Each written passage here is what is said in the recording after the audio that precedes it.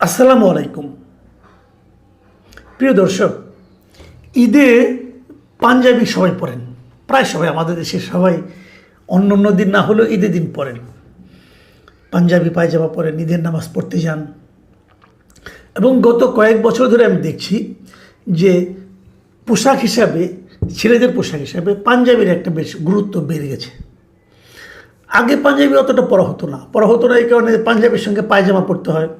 তো আপনি পাঞ্জাবিতে নয় স্টাইল করলেন, কিন্তু পায়জামায় কী করবেন? পায়জামা তো সবগুলি একই রকম।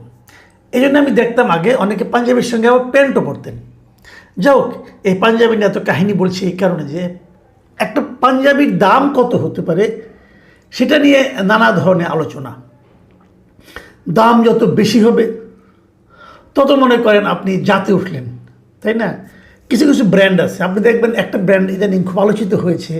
এনসিপির একজন নেতা সার্জিস আলম, উনি সবসময় ওই ব্র্যান্ডের পাঞ্জাবি পরেন। এটা ইলিউন নাকি ধরনের কি একটা নাম আর কি, এটা বোধহয় মধ্যপ্রাচ্য থেকে এসেছে। অনেক দাম এই পাঞ্জাবি, ৩,৯০০ কমে কোনো পাঞ্জাবি আছে বলে আমার জানা নাই, আমি যতটুকু দেখেছি আর কি। আর উপরের দিকে ৩০,০০০ ৩৫,০০০ টাকা পর্যন্ত এই পাঞ্জাবির দাম আছে।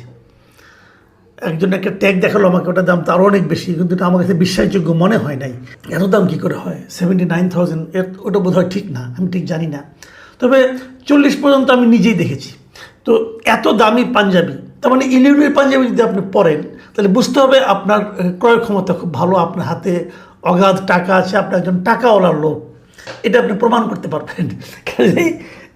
এটাও কিন্তু অনেক সময় একটা মানে আপনার জাতে ওঠার অথবা ভাব দেখানোর একটা ব্যাপার হয়। তো এরকম আরও অনেক কোম্পানি আছে, অনেক ব্র্যান্ড আছে যাদের পাঞ্জাবির দাম বেশি। আপনি যদি কখনো বিশাল সেন্টারে, মগবাজারের বিশাল সেন্টারে প্রিন্স ডিপার্টমেন্ট স্টোর আছে একটা, যদি ওখানে কখনো যান, ওখানেও পাঞ্জাবির অনেক দাম। ওদের পাঞ্জাবির দামও মানে এরকম মানে 4.5, 5, 6, 7, 8 এরকম অনেক টাকা দামে পাঞ্জাবি ওদের আছে। এই পাঞ্জাবি নিয়ে আলোচনাটা এই কারণে করছি যে একটা কম দামি পাঞ্জাবির দোকান, মানে একটা দোকান, নতুন একটা ফ্যাশন হাউস, নতুনও ঠিক না, মোটামুটি আগে থেকে চলছে এটা, একটা ফ্যাশন হাউস, নাম হলো নবীন ফ্যাশন হাউস। এই নবীন, ওরা পাঞ্জাবিটা বিক্রি করতো খুবই কম দামে। এবং নবীনের সারা দেশে প্রায় 21টার মতো শোরুম আছে, বিভিন্ন জায়গায় আছে। এবং ওদের পাঞ্জাবির বৈশিষ্ট্য একটাই, খুব কম দাম। এবং সেই কম দাম কত, ধরেন আপনি 500, 400 এরকম দামে পাঞ্জাবি তাদের আছে। সবশেষে একটা দেখলাম যে ওদের যদি আপনি 2টো পাঞ্জাবি কিনেন তাহলে নাকি 4টা ফ্রি পাওয়া যাবে।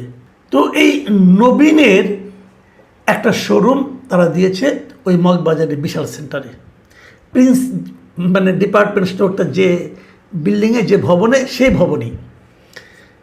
এখন প্রিন্সে বিক্রি হচ্ছে যেটা 1000-এ, সেই জিনিসটা এখানে পাওয়া যাচ্ছে 100-তে, মানে 5,000 অথবা 500 এরকম ডিফারেন্স আছে। কোয়ালিটির অবশ্যই পার্থক্য আছে, কিন্তু এদের একটা ডিজাইন, ওদের একটা ডিজাইন, কিন্তু দামটা কম। এটা নিয়েই যত গণ্ডগোল। এবং নবীন পাঞ্জাবিকে এত কম দামে পাঞ্জাবি তারা কেন বিক্রি করছে, এই জন্য তাদের মালিককে রীতিমতো হেনস্থার মুখে পড়তে হয়েছে। এবং সেই হেনস্থার মূল উদ্যোক্তাকে ওই প্রিন্স ডিপার্টমেন্ট স্টোরের যিনি মালিক, যার নাম সম্ভবত মাইকেল, মানে আমি যতটুকু দেখেছি আর কি বিভিন্ন পত্রপত্রিকায়, উনি এসে তাকে হুমকি দিচ্ছে, তুমি কেন এত কম দামে পাঞ্জাবি বিক্রি করছো?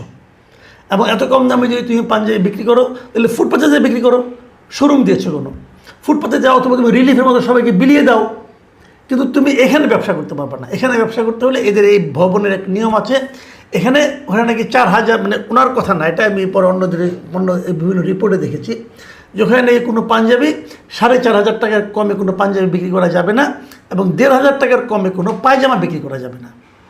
আর নবীনের পাঞ্জাবির দাম মাত্র 500 টাকা, তাও আবার 500 টাকাও না, তাও আবার ওরা একটা পাঞ্জাবি আছে দেখলাম কি আপনার এই 900 টাকার মতো দাম, যেটা নাকি 2টা কিনলে, মানে আপনি যদি 1,800 টাকাতে কিনেন আরও 4টা ফ্রি পাবেন। মানে একটা পাঞ্জাবির দাম দাঁড়াবে আপনার তখন 300 টাকা। আর এই দামে নবীন বিক্রি করে। নবীনের মালিক বলতেছে যে এই পাঞ্জাবি তৈরি করতে আমার খরচ হয় 250 টাকা, আর ধরেন ব্যাগ দিলাম, ব্যাগের দাম আর 10 টাকা, তো 260 টাকা। তো আমার তো তারপরেও 50 টাকা প্রফিট থাকে। তো আমি 50 টাকা প্রফিট রাখলে আমার সমস্যাটা কি? আমার এত লাভ করতে হবে কেন? আমি লাভ কম করব, বিক্রি করব বেশি। ওনার কথা সহজ, উনি বলেন এটা আমি পারি এই কারণে আমার এখানে যারা কর্মী আছে, প্রায় 600 কর্মী আমার সঙ্গে কাজ করে, যার মধ্যে 105 জনই নারী। ওই যে এরা সবাই একসঙ্গে বসে থাকে, খাওয়া দাওয়া করে করে। এদের মধ্যে অনেকে আছে যারা নাকি আপনার কিছুটা বিকলাঙ্গ, অনেকে আছে যারা নাকি আপনার অতটা সুস্থ নয়, কেউ আছে যে মাদকাসক্ত ছিল আগে, তাদেরকে পুনর্বাসন করা হয়েছে, তারা একটা কাজের সন্ধান করছিল, তাদেরকে আমি কাজ দিয়েছি। এই সমস্ত লোকজনকে আমি কাজ দিয়ে তাদের দিয়ে আমি কাজটা করাই, এবং তারা আমার এখানে হ্যাপিলি কাজ করে, এখানে খায় দায় সব কিছু করে। তো আমার তো খরচ কম, আমার কম খরচের আমি কম লাভ করব। দেখেন নবীনের যে লজিকটা, এই লজিকটা কিন্তু আপনি উড়িয়ে দিতে পারবেন না। এখন প্রশ্ন হচ্ছে আশেপাশের যে দোকান আছে তাদের কী হবে? তারা যেটা বলতে যাচ্ছে যে আমি তো অনেক টাকা খরচ করে এখানে শোরুম নিয়েছি, আমার এনে ইনভেস্টমেন্ট বেশি, আমার কাপড়ের কোয়ালিটি। এখন আপনার কাপড়ের কোয়ালিটি ভালো, সে ঠিক আছে আমি মানলাম, কিন্তু ওই কোয়ালিটির দর্শক নিশ্চয়ই আপনার গ্রাহক নিশ্চয়ই আপনার এখানে যাবে, তারা কিনবে। তো নবীনের এখানে বেশি ভিড়, এটা আপনার সহ্য হচ্ছে না কেন? আপনার গ্রাহক যদি নবীনে আসে তাহলে আপনি নবীনের পথে আসেন। এটা তো ওপেন মার্কেট ইকোনমি, আপনি তো আরেকজনকে বিক্রিতে বাধা দিতে পারেন না। এটা হলো লজিকের কথা, কিন্তু ওনারা লজিক মানবেন কেন? কারণ ওনারা পাওয়ারফুল লোক। হাতিরঝিল থানা পুলিশে ডেকে এনেছে, ওসি আসছেন, ওসি এসে প্রথম ওই প্রিন্সের দোকানে যে বসেছেন, বসে তারপরে এসে ওনাকে হুমকি দিয়ে দোকান বন্ধ করে দিয়ে, পুলিশের উপস্থিতিতে ওনাকে হুমকি দেওয়া হয়েছে এবং দোকান বন্ধ করে দেওয়া হয়েছে। তাহলে কী দাঁড়ালো? পুলিশের ভূমিকাটা কী দাঁড়ালো? পুলিশের ভূমিকা হলো একজন লোক সৎভাবে ব্যবসা করছে, একজন লোক মানুষকে কম মূল্যে তাদের পছন্দ অনুযায়ী জিনিস সরবরাহ করছে, সেটাকে থামিয়ে দেওয়া। এটা কি পুলিশের কাজ বলেন? আর যে লোকটা বন্ধ করলেন মিস্টার মাইকেল, উনি নাকি নিজেকে বলেছেন, পরিচয় দিয়েছেন নাকি শুনলাম যে উনি নাকি প্রধানমন্ত্রীর খুব ঘনিষ্ঠ ব্যক্তি। উনি কি আসলে প্রধানমন্ত্রীর ঘনিষ্ঠ ব্যক্তি? আমার সন্দেহ আছে।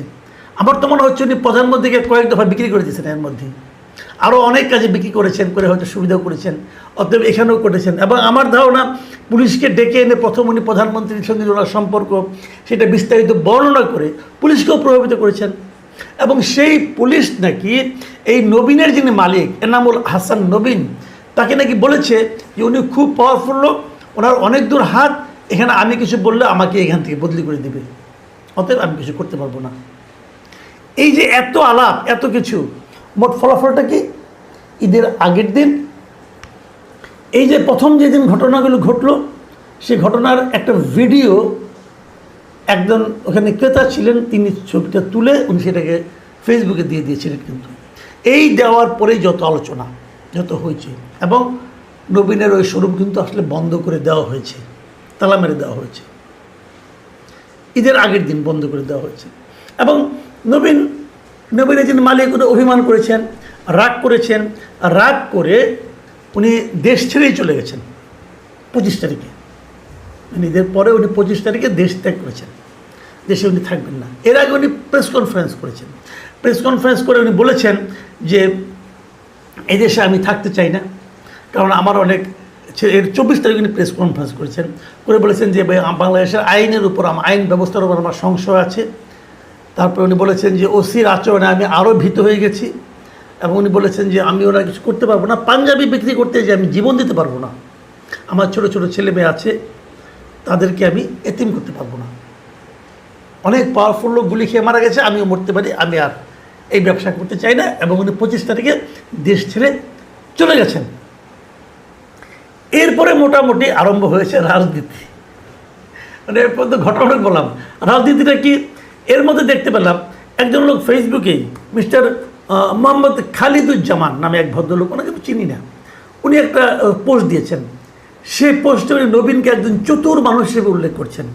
তিনি বলছেন যে না, আবেগে ভাইসা লাভ নাই, নবীন চতুর মানুষ, সে নিজেকেই পরবর্তী প্রধানমন্ত্রী হিসেবে দেখতে চাইছেন।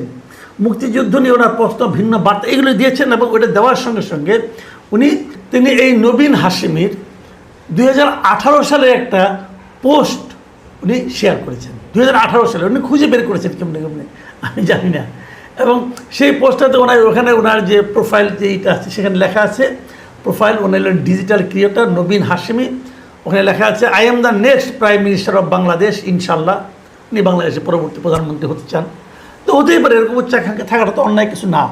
এবং তার নিচে উনি যে কথা লিখেছে সেটা হলো 30 লক্ষ শহীদ আর 2 লক্ষ ধর্ষণের ভিডিও ক্লিপ দিতে পারবেন কেউ? না, মানে গুজব কিনা যাচাই করতাম আর কি।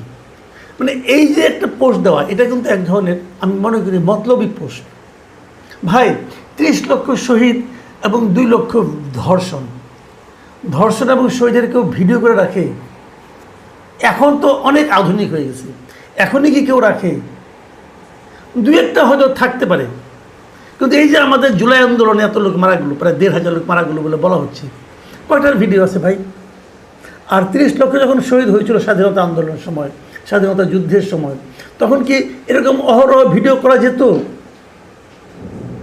মানে এই যে ওনার যে পোস্ট, এই পোস্টে কিন্তু ওনার এক ধরনের মতলব, ওনার এক ধরনের চারিত্রিক বৈশিষ্ট্য কিন্তু প্রকাশ করে।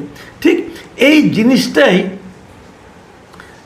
হয়তো ওই ভদ্রলোক বলেছেন, হ্যাঁ, যিনি খালেদুজ্জামান সাহেব বলেছেন। তবে আমি আবার এটাকে এতটা ওইভাবে সিরিয়াসলি নিচ্ছি না। এরকম হতেও পারে, আবার নাও হতে পারে। কিন্তু এরপরে আরেকটা রাজনীতি দেখলাম, একজন বলছেন যে হাসনাত আবদুল্লাহর মধ্যস্থতায় নাকি নবীনের অন্য সবগুলি শোরুম খুলে দেওয়া হয়েছে, এবং কেবল মগবাজারটা বাদ দিয়ে। এটাও একটা পত্রিকা দেখলাম, বেশ ফলো করে প্রচার করা হয়েছে যে হাসনাত আবদুল্লাহ এমপি যিনি আছেন, ওনার হস্তক্ষেপে সবগুলি শোরুম খুলে দেওয়া হয়েছে। তো সবগুলি শোরুম তো কেউ বন্ধ করে নাই, বন্ধ হয়েছিল মাত্র একটা শোরুম, বাকিগুলো উনি নিজেই বন্ধ করেছিলেন দেশ থেকে যাওয়ার আগে। কাজেই ওইটা খুলে দেওয়ার পিছনে কতটুকু কী আসলে আমি বুঝতে পারলাম না। তবে যে জিনিসটা আমার কাছে সবচেয়ে গুরুত্বপূর্ণ মনে হয়েছে সেটা হলো যে আদালত একটা পদক্ষেপ নিয়েছে। আদালত মানে চিফ মেট্রোপলিটন ম্যাজিস্ট্রেট ঢাকার, এবং chief metropolitan magistrate Mohammad Mustafizur Rahman, তিনি সব